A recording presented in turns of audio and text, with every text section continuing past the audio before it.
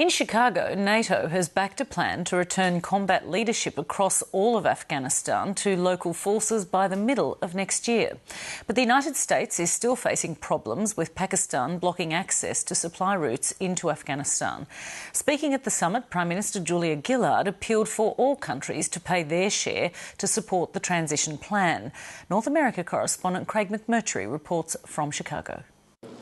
A snatched conversation that Julia Gillard called a catch-up between mates was the closest she came to the US president this trip. As expected, NATO and its partner countries approved Barack Obama's preferred transition plan, agreeing to formally end the Afghanistan mission in 2014. Today, we'll decide the next phase of the transition, the next milestone. As Afghans stand up, they will not stand alone. Good morning. Thank you. By the middle of next year, all of the country will be under Afghan security leadership. But Julia Gillard confirmed that Australian Special Forces may still be needed beyond 2014. I advised today's summit of Australia's willingness to consider such a contribution under the right mandate. By promising hundreds of millions of dollars in aid and security spending, Australia's pledged more than many full NATO members. Australia's made its decision, made its contribution, announced it publicly, and it is important for all to make appropriate contributions to sustain the Afghan National Security Forces. We fully acknowledge that Australia has contributed in a very significant way.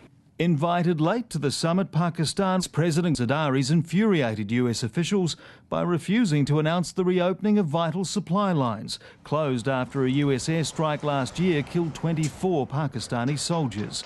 It's a really bad sign that if we can't resolve this logistical supply issue, I don't know how we're going to be able to work with the Pakistani authorities on developing a political process and a peace settlement process, which everybody agrees, including the top commander on the ground, is essential to success and stability in Afghanistan. The Defense Committee of the Cabinet of Pakistan has already asked the negotiating team of Pakistan to step up the negotiations and expedite conclusion of an agreement.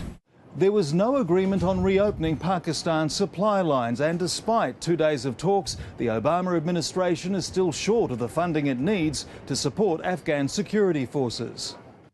In lockstep with the US, Julia Gillard told the summit leaders that international troops had sacrificed too much to fail now by not supporting Afghan security forces. And Barack Obama argues they'll never be ready if they don't start taking responsibility. I don't think that there's ever going to be an optimal point where we say this is all done, this is perfect, this is just the way we wanted it. The US president got the transition plan he was looking for, but its success is far from assured. Craig McMurtry, Lateline.